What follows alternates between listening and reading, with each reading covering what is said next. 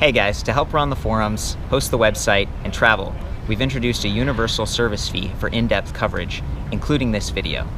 My goal is to be unbiased and transparent. It's a privilege to serve you. This is not an endorsement. Let's get into it. Hey guys, we're hanging out in Fullerton, Southern California. I'm with Sam from the Electric Bicycle Center down the street. He's on the Beluga. Fat tire, pretty awesome, like street-oriented electric folding bike with the nice cast rims and stuff. We might check that out some other time, but it's the same company, Qualisports, so Q-U-A-L-I Sports. It's a new company for me, but I guess they've been around for a while, and they sell in a whole bunch of countries. Sometimes it's like a co-branding kind of a thing where there's a local name. They partner up with manufacturer or shop chains that'll like distribute them more. In the US, they're selling through shops like Sam's, but they're also selling direct online. So I'm trying to be really thorough with this thing. As always, all the details are back at the website, and including the folding dimensions and stuff. But I'm just gonna do a kind of an overview here. This is the Volador, sort of the classic 20-inch, not fat tire folding electric bike. Apparently in Spanish, Volador means flying, which is kind of cute.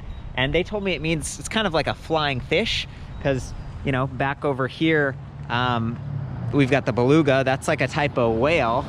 And then they've got another one. What's that one called, Sam? It's called the Nemo, and it's got 16-inch rims. It's front-wheel drive with a 250-watt motor. Cute. And it's priced at like $899. So in the sub-$1,000 price point range, there are bikes available from dealers. It's amazing. To me, even this bike over here, $1099, definitely in the affordable category.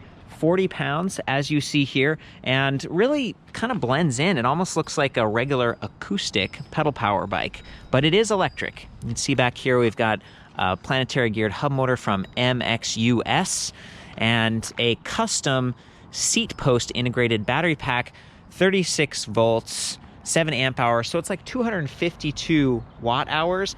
That's half of what I would consider normal for 2019, but it helps to keep it lightweight. It positions the battery in a really kind of a unique and cool place. Taking that off, I mean, you can do it. There is like a, see this like curly, almost like an old-fashioned phone wire, and there's a plug port there. So you can take the seat post completely off if you want to, which might be useful if you're gonna store and charge that separately from the bike. But with the folding electric bike, it's pretty easy to fold that thing up and just lift it. We're gonna fold it later, but you can even kind of walk the bike, and when it comes to you, apparently it's pretty much fully assembled, except for maybe adding the fenders. These are steel fenders, black. Steel tends to be really sturdy. It might not rattle as much or get bent as easily as aluminum, but you know, if you do scratch this at some point, it could start to get a little bit rusty. So keep that in mind. Love that the fender matches the black rims, the black spokes here, black rack. That rack is optional, $50. And then they've got a front basket that's like $60. And then a bag that you can, if you fold this up, you can put it inside this plastic bag that's probably like water resistant. There are some places where, you know, in order to bring a bicycle on the public transportation system, like a bus or subway, they require you to put it in a bag. And so that would be a good option. It's nice that they thought about that. They really nailed these bikes in so many ways. Like there are a lot of little features on this, and I'm going to get into that here. So aluminum alloy frame, rigid fork, 1.125" straight head tube right there. Everything on this bike is kind of rigid. There's no rear suspension, no front suspension, and because of that unique seat post, you can't really swap that out for a suspension seat post. So for me, comfort is one of those question marks. The saddle is fairly comfortable, but it's active. You might want to upgrade that for like a big cushy gel saddle if you're going to be riding really far. I like that they got these Velo non-locking ergonomic grips. So again, that's another price point compromise. Whooshing 4-finger brake levers. They don't have the rubberized edge. They don't have the integrated bell, but they do have motor inhibitors. So you can override throttle or pedal assist. And I like that they put the bucks and kind of upgrades into the more, I don't know, the parts of the bike that are going to help make this last longer and be more reliable. That's actually the Cadence Sensor. It's sealed, so inside there's 12 magnets. A lot of times you'll see a bigger disc with actual physical magnets that you can see externally on that side. So I like that they did that. You'll notice that there's no chainring guard on this side, so technically this only has a plastic guard. It doesn't have a guide, but I was asking, I think it's Daniel, that's his name, right? Yeah, it's Daniel. He was just at the shop, and Yep. he's one of the founding partners, it seems like. He's Correct. He really came nice in guy. just a couple months ago with the product. He was, yeah, so I was asking him, I was like hammering him, like, oh, why not this? Why not that? Like, why'd you make the decisions? And he said, oh, actually, we did mean it to be a guide. So you can see that here on the Beluga, how it has plastic on both sides, and that's gonna help keep the chain from bouncing off. So I think technically they should both have that, but we don't have a slap guard right here. And see, he's in the higher gear, and see how close that chain comes, and how it very easily like taps into the chain stay, and it can create little nicks and silver blemishes and stuff. So, you know, both of these bikes use the Shimano Tourney derailleur, very entry-level part. It's a 7-speed drivetrain. I think Shimano Tourney, they also have like a 6-speed model, so the fact that you get 7 is nice. The spread here, 14 to 28 tooth, not huge. If you upgraded from this to like Altis or a Serra or Levio or something, you'd get like 11 to 36 or 11 to 42. So this is a kind of a narrow, a more limited range of gearing options, which means that you might be spinning at the higher speeds. But this is a class 2 electric bike. It's got a throttle, it's got a pedal assist up to 20. So I think that's fine. And plus, when you've got a smaller wheel diameter like this, you get that higher attack angle, you really start to feel the bumps. So I usually don't want to go too much faster. And the steering is a little more twitchy. We got this telescoping stem. So when you really raise that and the seat, you get nice leg extension, but the high speeds and the bumpy terrain and the lack of suspension, this is not a bike that I'd want to ride super far or on the bumpy terrain. So coming back to that, the cassette, yes, it's a little more limited, and maybe I don't care that much. 52 tooth chainring up here, extra large because they're trying to kind of offset the smaller wheel size so that you do have that natural feel as you're pedaling. No derailleur guard or anything down here, so be kind of careful. And you see how low this derailleur does hang, so if you get close to curbs and stuff, it could kind of scratch. We do have a barrel adjuster over here, and then some other adjustments that you could do yourself over time as the cables stretch. And then we have the motor power cable with a quick disconnect right there.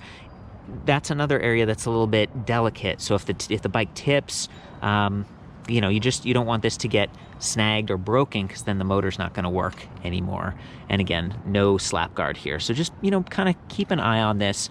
Standard, I think these are Pro Wheel forged 170 millimeter crank arms. So you get a nice full-size pedal cadence, and then plastic generic folding platform pedals.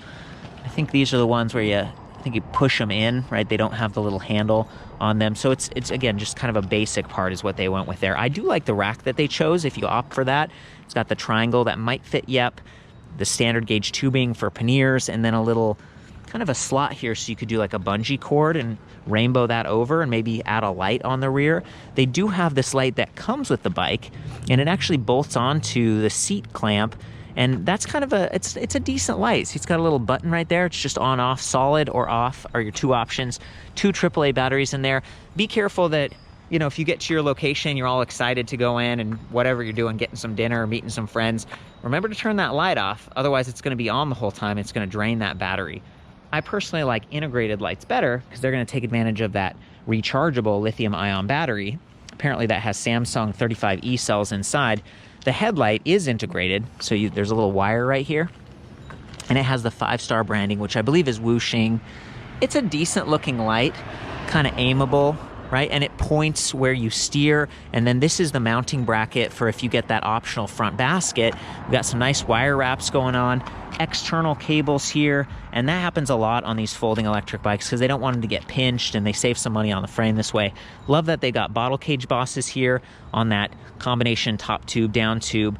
Your bottle's going to be sideways and probably leaking out a little bit, but maybe you have a folding lock right there, and then maybe you get the trunk bag or something for your bottle or for your additional accessories. That's how I would set this up if I was commuting. And you'll notice there's this kind of angled box here. I think that's the controller.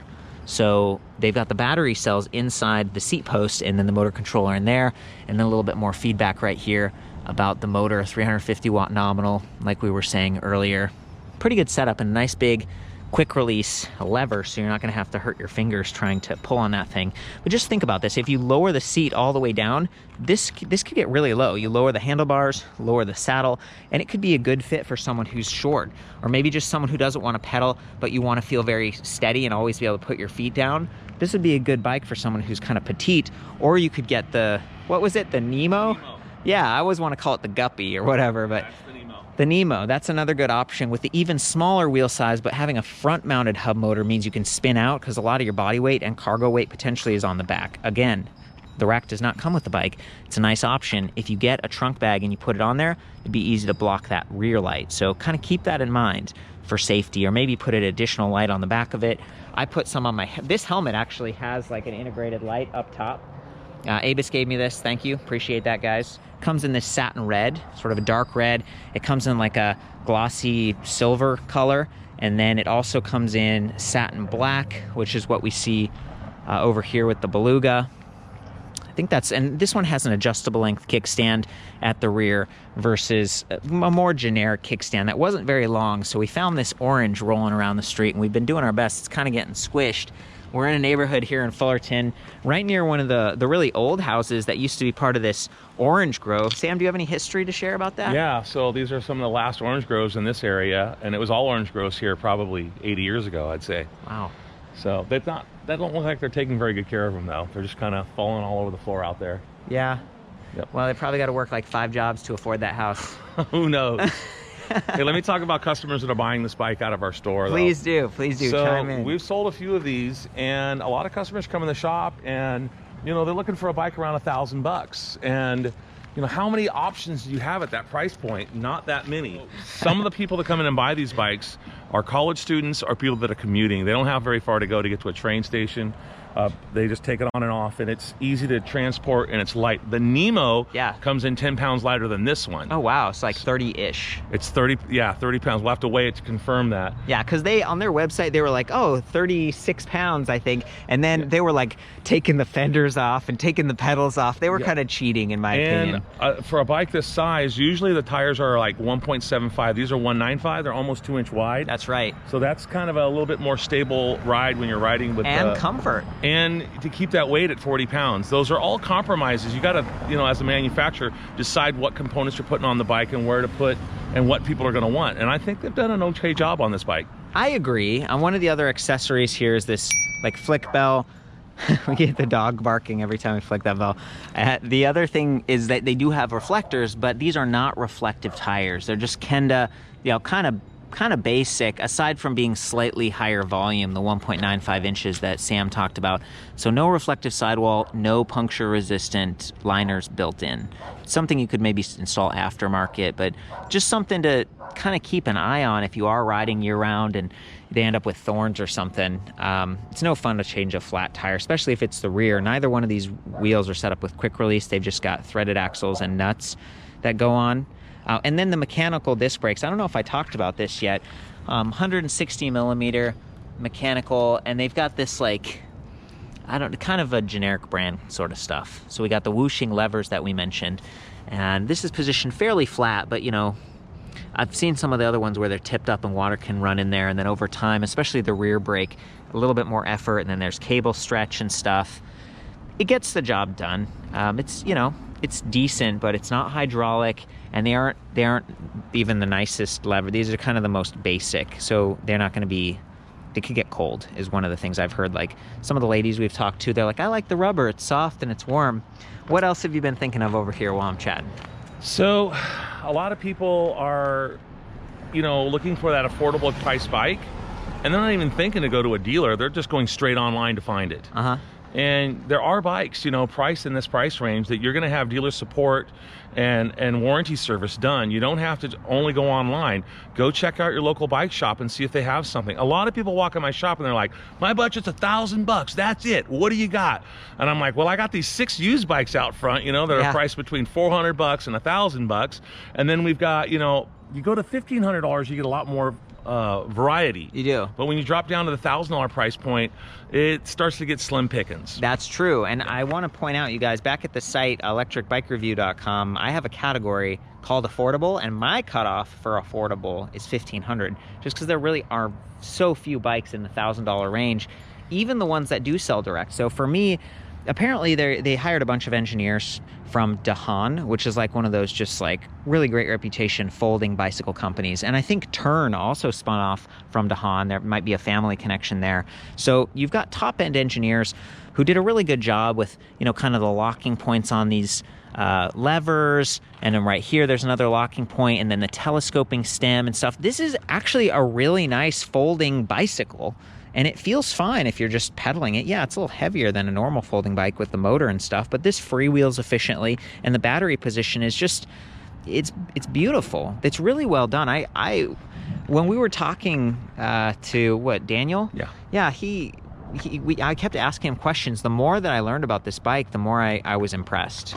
You know, I got something else to say, and I'm not sure about this, but I do remember someone saying that it was either 200 watt hour or 250 watt hour. You can take the battery on a plane. Oh. This is getting really close to that, so that's something to look into. It's 252 watt hours right here, guys, so hard to say, but the fact that it does disconnect at the seat is nice, so you could store the frame in the garage, but then keep the battery maybe in a warmer environment. This is what the charger looks like. Weighs 1.3 pounds. It's a very standard 2 amp charger with like a kind of an interesting little plug design. Do you know where it plugs in, Sam? Yeah, at the top of the seat post. Oh, right underneath the seat, right here. Oh, okay. There it is, right there. So, interesting. Just, it's nice that it's not down low where the pedals could snag. Will you toss this in my bag real quick, buddy? You got it. So I think that's a pretty good overview. As always, you know, I do my best to recruit outside help and also ask the manufacturers questions. Chime in if you have a question. Maybe someone will answer in the comments or in the forums or something like that. I've got more information at the full written review, which I link in the comment or the description at the top. I think I should boot this up. Yeah? We're good for that? Yep. So we've got this just plastic display. It doesn't really swivel, maybe if you don't over tighten the bracket, but be careful because it is plastic. We'll hold the power button for a second, boots up very quickly, and there's a little battery infographic, and it looks like 4 bars, but the outer, like the graphic battery piece, that's also a bar. So technically it's 5 increments, which is like 25% for each bar. Then there's like a timer right there. We've got assist level, it's in 3 right now. We can go all the way up to 5 or down to 0. And it doesn't, the throttle doesn't work at 0. I'm used to having the throttle over there, but they went with trigger shifters instead of the big SIS index shifter, which is a good compromise. I prefer trigger shifters. So anyway, the throttle's right here. See, it doesn't work in 0, but it does start to work. Okay, we got to get away from that orange. It does start to work when you get into assist level, you know, 1 through 5, and I think it gives you full power, but it ramps up kind of slow. It's really easy, you know, which for a folding bike like this with the smaller wheels, that actually gives the motor a mechanical advantage compared to like a bigger, wider, heavier wheel. So 350 watts is decent. It's going to be a power sipper for that smaller battery. We got speed in miles per hour, distance at the bottom, and then when you start to press the power button, it cycles through the menu. So watch, we go from regular speed, like current speed, to average speed, and then odometer, we press it again, it goes to max speed, and then voltage. So there's a lot of stuff packed into this display. If you hold the up button, you get a little light icon, and this just went backlight. It's pretty bright outside, so you're not going to see it, but there's that headlight we were talking about before. Doing a pretty good job up front. It's wired in at points where you steer. And then if we hold down, I think we got walk mode. Always appreciate that. Pretty handy if you get a flat tire, or maybe you've got a bunch of gear loaded up, or you're walking through the park or something. And then if you hold, actually you have to turn it off. And then when you turn it on, turn it on, but don't do anything. Don't press up or down. Then hold up and down together. Oh, I think I messed it. Oh, there we go. And then it gets you into the settings, so you can change the top speed. You can change the wheel diameter, miles per hour to kilometers per hour if you want. And I think that's it. And then there was that last step where it just paused for a second. If you hold up and down again, you get into all these like crazy P whatever, P2, P3, P4, P5, and you hold it up and down again, and you get into like C, 1, 2, 3. I don't even know what this does. I was asking Daniel about that, and he was like, that's how you can change it so that the throttle will work at assist level 0. He didn't know off the top of his head which menu to adjust, and he said he'd update or upload the technical menu to their website, which is Qualisports.us, right? So they've got like a Shopify website or something there, and they have a bunch of other domains for different geographies, but I'm visiting the United States right now, and that's the website that I'm referring you guys to. Again, I don't really know I don't really know what those do, but it's kind of cool. You could hack in there and get some special functions. Sam, would you mind folding this? Sure. Like while I narrate, doesn't have to be perfect, but we'd love to just give people an idea. So he's folding the pedals in, puts that down towards the front. I'm gonna kick that kickstand up. I like to always turn the bike off before I start folding. Oh, that's a good idea. I left the bike on because that throttle is hot, remember? You turn the brake lever straight down like this. Okay, so you tips them forward. Yep. And then you're gonna open up you take off your safety latch. You're gonna fold this to the inboard. Okay. And then another safety, and then fold it here. Okay. Fold it in half. So interesting. Yeah, usually some bikes you put the handlebars the outside, but in this case, they're pretty well protected in there, and the display is protected if you swivel it forward like Sam does. It's fairly narrow, and look, he's left the seat extended, and you can walk the bike. Like a trolley. Yeah, trolley this around. I do have the folded dimensions back at the website as well. And then look at that, he extended that, and see, this is where that like the cord thing, it's like an umbilical cord. But this is the area that can hit the ground. And it's metal. So you push it and you get to your train station, and then you can just sit on your bike like this and wait for the train. That is so cool. So they designed it to be like, it's give you a break. I mean, and that is well done. And again, I think it's probably like those folks from Dahan who, you know, bringing a lot of experience. And you can tell this is not just a regular folding bike frame. It's a lot nicer than the ones I'm used to seeing. You know, I already carry like 6-7 different brands of folding bikes. And when they showed up, I'm like, you got to have something unique and different for me to put it on my showroom floor. Yeah. And it was the battery in the seat tube I was like, all right, I'll give it a try. Yeah, what do you think now that you've seen more details? Yeah, no, and we've been selling a few. And like I said, college kids are coming in, and people looking for a more affordably priced bike, that works for them. And as long as they're not going long range, because with only a 7 amp hour battery, you know, I don't think you get over much more than like 10 to 15 miles per charge probably. If we compare this to like one of the Magnum bikes, or to, you have Ejo. Yeah. We have a whole bunch that we were just talking about back at the shop. Some of those ones do have a suspension fork. They tend to weigh more. Their batteries are like built into the folding section, or behind the seat tube. Mm-hmm. So to me, this is like an elegant, active. It's kind of beautiful the way they've got it set up.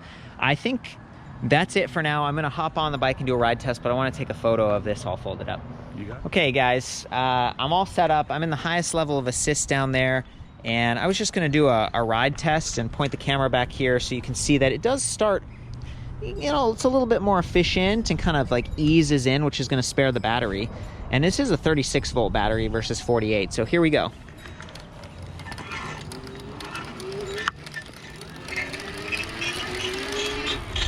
You know what, we folded it, and I think we might have like bumped the fender here a little bit. I'm gonna just squish that to the side. So these fenders, they're pretty nice. They've got the supports, and they aren't the ones that have like the adjustable support arm, but they could get bent a little bit out of place. So I just pushed that over to the right. Let's try this one more time.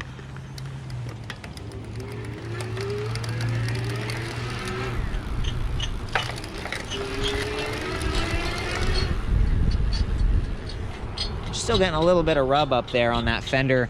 Not a perfect situation. I think this is kind of common with folding bikes. I might get Sam to take a look at this real quick. Will you take a look at the fender, Sam? Yeah, let's get that fixed. And in the meantime, I'm just gonna look at this one because I think it's cool. I hope I get the chance to review it in the future. I like that it's got the cast rims, because they're never gonna go out of true the way that spokes can over time. 13 gauge spokes, by the way, over there. And then this one's got the really custom, like big fenders. No rack pre-installed, but I think it probably does work with a rack. Did he say this has an optional rack too? You can do front basket and rear rack on this one as well. The fender stay just got bent over when we folded it, straightened it out, you're good to go. Okay, I'm gonna give this a try one more time, and then maybe we can trade off and get the third person. This time I'm just gonna use the throttle.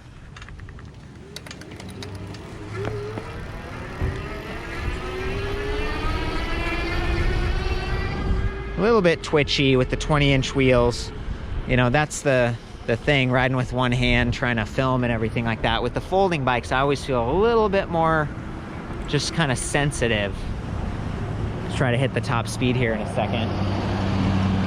Can race our friends in the Chevy.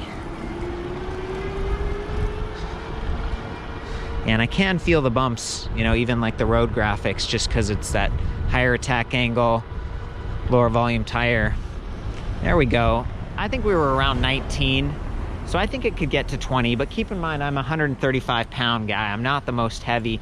This is actually the kind of e-bike that I really enjoy because the saddle's not too wide. It's not gonna chafe me. But then you get onto this bumpy terrain where there's all these cracks, and it's kind of like I find myself wanting to stand up a little bit so that I don't get jarred all over the place.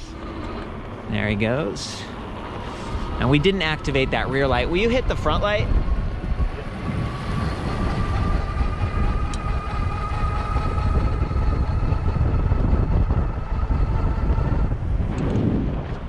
I also think this motor on the fat bikes is slightly louder.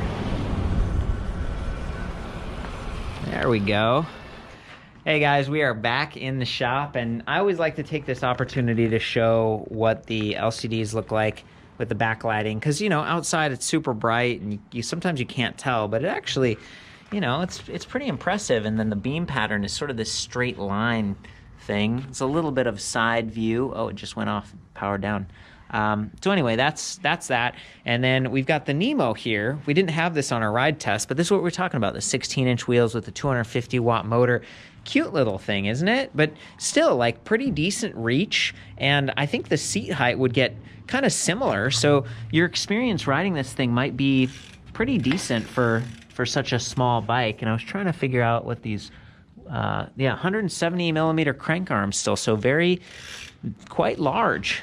Same sort of fender setup and everything like that. A little bit more affordable. They claim that this was like 30 pounds, but we just weighed it and it was 34.7. Yeah, 34.7. So if you're a huge dude like Sam, you got big muscles, you'll have no problem with that. Well, I got his table muscle. Right here. Table muscle. I really like the Beluga personally. Like, it's very comfortable. I noticed when you were riding, the fender was kind of doing this like little vibration dance. Tricycles do the same thing. They mount the fenders the same way kind of on tricycles. Oh yeah. Get a little bit of that. It's nice to have so many options, but they're clearly specializing in folding electric bikes. Just kind of neat. And then this one, again, it still has kind of the chain ring guard instead of the guide. But Daniel did say he thought they should all have that. So let us know, guys. Hopefully they adhere to their word. Very nice. Very nice, you guys. I think that's about it.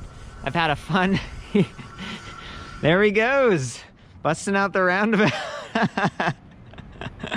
We're just having a blast out here. I think that's it, man. Did anything else come to mind? Got decent brakes. Little stoppy action. That's the thing, when you got like a smaller wheel diameter, the 20-inch wheels, you don't really need super huge brakes. You got that big mechanical advantage over them. I'm impressed. There's certain bikes too that you go to give a throttle or the pedal assist and they're kind of herky-jerky. This has got a nice linear power delivery. So for maybe older people, baby boomers, or maybe certain people that are just more intimidated by that, this will not intimidate you. It's got that nice, smooth delivery of power. And Daniel was saying it had like a 15 amp controller, and their website said it was pure sine. So, you know, a little bit smoother, quieter, more efficient than like a square wave. Yeah, so. Yeah, no, it definitely is an improvement over some of the other ones that I've tried. Very cool. Get out of the road. We're getting into rush hour time, guys. For the full written review, I'll see you back at ElectricBikeReview.com. Have fun out there. Ride safe. See you next time.